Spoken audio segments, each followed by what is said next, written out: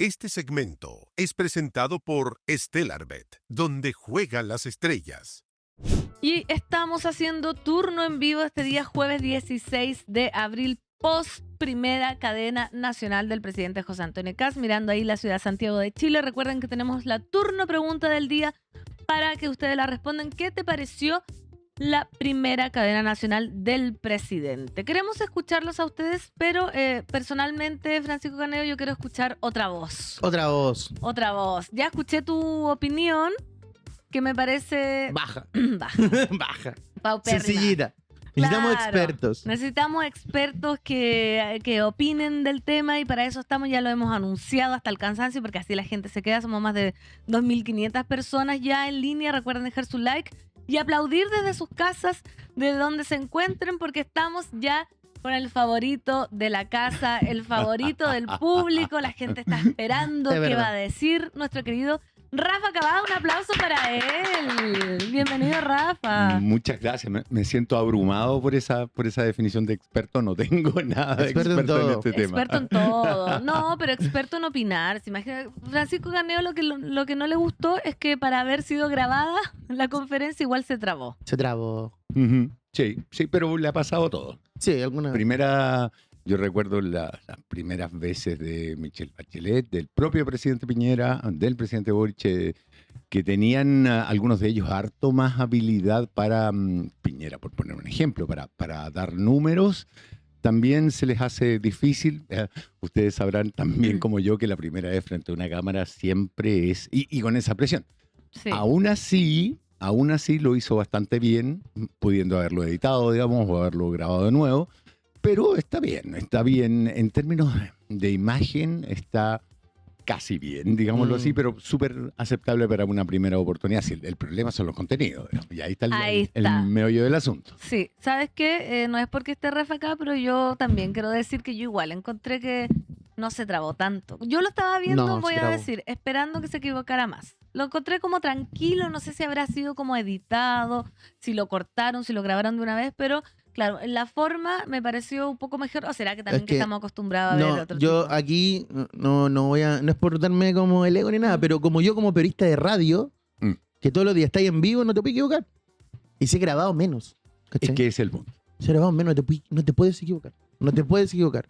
Pero siento que más allá de esto, que esto es estético, me parece que en el fondo, en el papel, le faltó mucha fuerza a este discurso.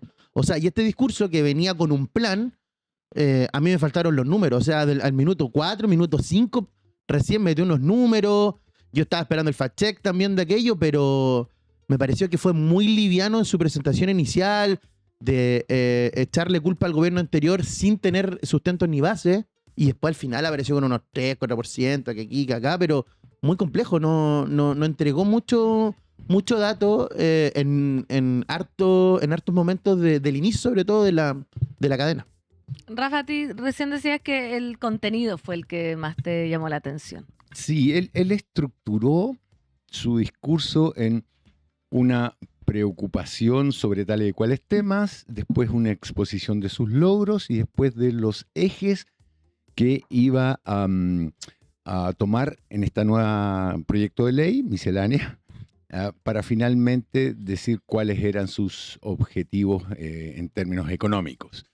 En la exposición inicial fue poco novedoso, digamos. No tenía por qué serlo, pero fue poco novedoso. Yo hubiera esperado algo un poco más provocador, un poco más...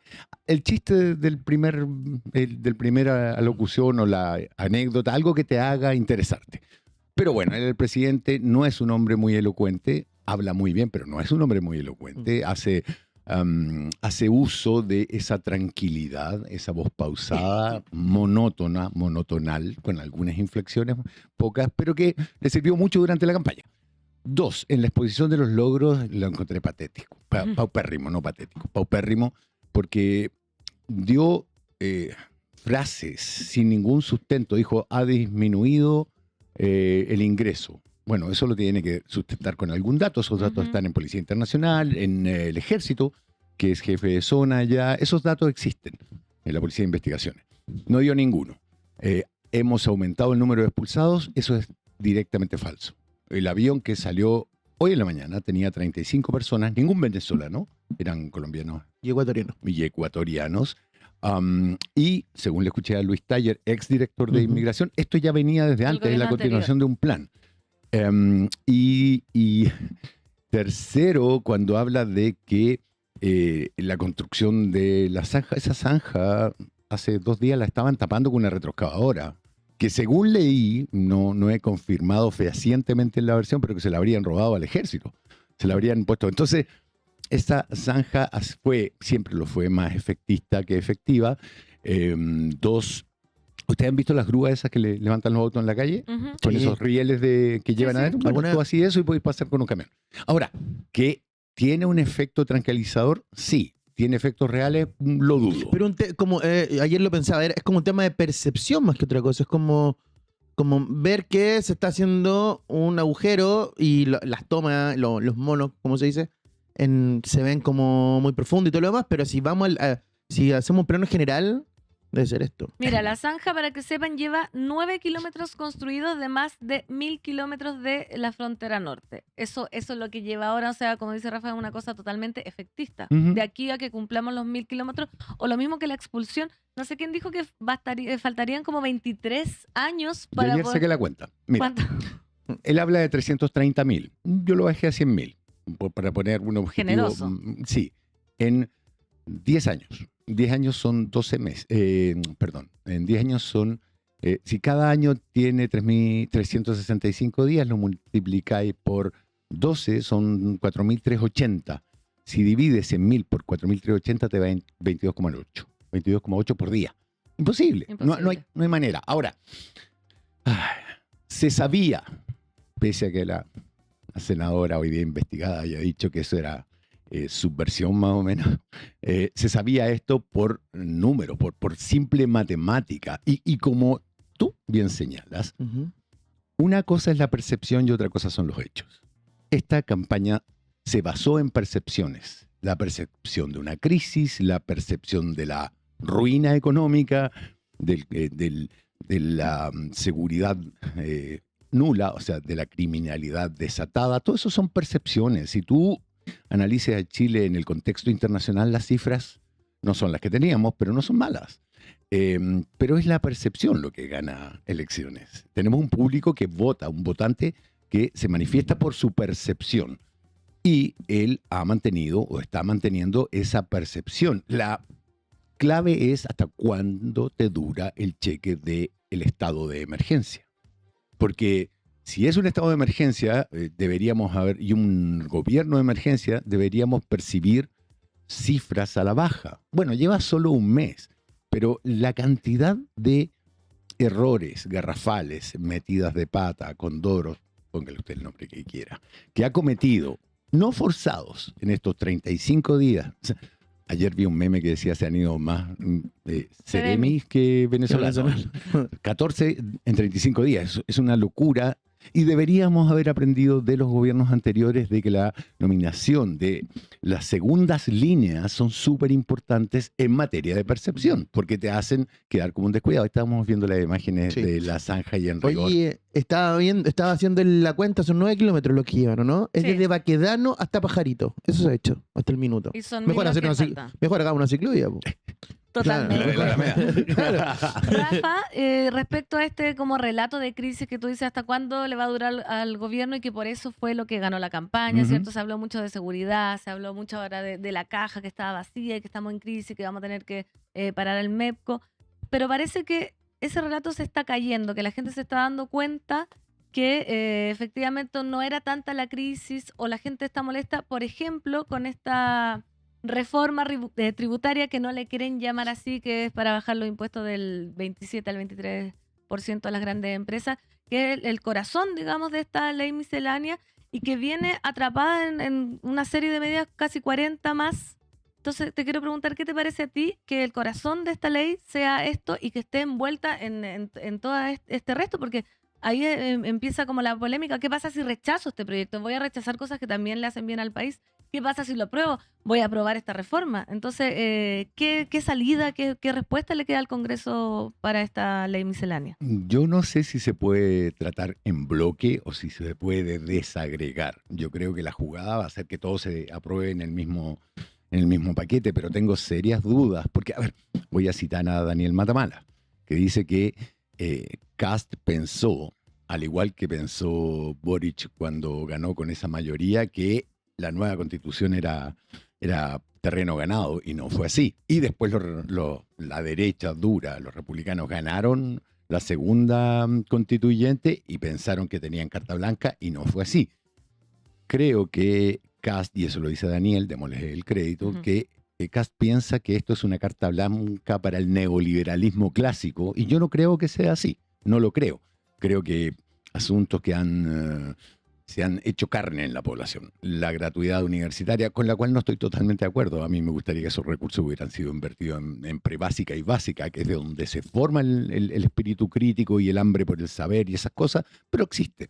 El copago cero, las pensiones, etcétera, no son neoliberales, las mejores que se han hecho, y que tengo la sensación de que el ministro Quirós quiere pasar ahora sí la retroexcavadora, o mejor dicho, la moto-niveladora para arriba. Y, a ver, ¿cómo le explicas tú a una persona que le han subido la benzina una brutalidad en un mes, que ve que probablemente siga subiendo? Después hablemos un poco del área inter, pero ahí no hay nada que indique que eso va a bajar. Eso provoca una carestía en los combustibles y en los alimentos. Hay peligro para otras líneas de producción, lo conversamos la otra vez, creo que fertilizante, azufre, que es fundamental para refinar el petróleo, el cobre. Helio, que es para la fabricación de chips. Todo eso indica que vamos a tener problemas graves de inflación. Esa inflación la está asumiendo el así llamado ciudadano común. Mientras que hay un artículo de la BBC Mundo que dice que el 1% de la gente más rica de Chile tiene el 48% de la riqueza. 1%. ¿A quién beneficia la exención tributaria y la integración? De manera que si lo pagas acá y vas a pagar menos, de 27 a 23, acá te baja el impuesto, pero acá te lo cuentan para que no pagues, el dueño de la empresa no pague acá y acá. Eso significa reducir los impuestos de las personas más ricas de Chile. ¿Quiénes pagan las contribuciones? 1 cada 4 personas. La pagan, la mayor cifra es la de las municipalidades más ricas. No estoy diciendo que las contribuciones estén bien o mal, estoy diciendo hacia dónde está orientado esto. Eso lo dijo Franco Parisi, el costo de esto lo está pagando la clase media.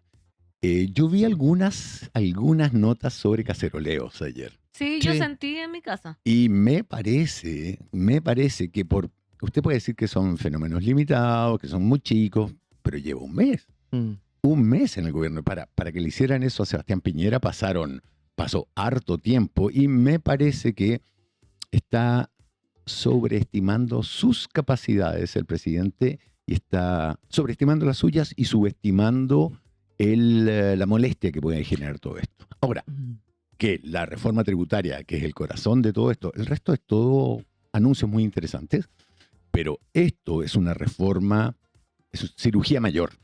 Y esa cirugía mayor tiene todos los componentes de las políticas económicas neoliberales, que este país en algún momento sintió que le costaban mucho al ciudadano común, citando a Parisi, y muy poco a la clase dirigente y económica. Hablaste algo de los cacerolazos de anoche, y pareciera ser que también la ciudadanía tiene pocas vías de escape, porque en su minuto, claro, fueron las movilizaciones sociales de 2019, que fueron masivas, que traspasaron capas sociales y políticas por lo demás, pero hoy día tenemos un movimiento social criminalizado, donde hay un mal recuerdo, donde la gente condena más la marcha y el movimiento de las personas en la calle que alguna política pública, en muchos casos. O sea, ganó un 62% ese discurso y ese relato. ¿Dónde hay vías de escape y día para el ciudadano común más allá de poder expresarse, de poder entregar su sentir o de ser partícipe de una resistencia? Yo no veo mucho espacio. Primero porque la criminalización del movimiento social, no quiero decir que en el estallido no hubo violencia, ni violencia irracional, ni que no hubo lumpen. Todo eso hubo. Pero si tú ibas un viernes, llegaba gente que salía a la pega y se iba a protestar, digamos. Ese relato del octubrismo es... Octubrismo es una palabra que está hecha para que gente que no sabe de lo que está hablando tenga un concepto que poner en la mesa, ¿ok? Si tú hablas con alguien que te define octubrismo, al final del día llega a decir, no nos gustó lo que pasó desde el 19 en adelante. Ok, pero eso no define nada, digamos.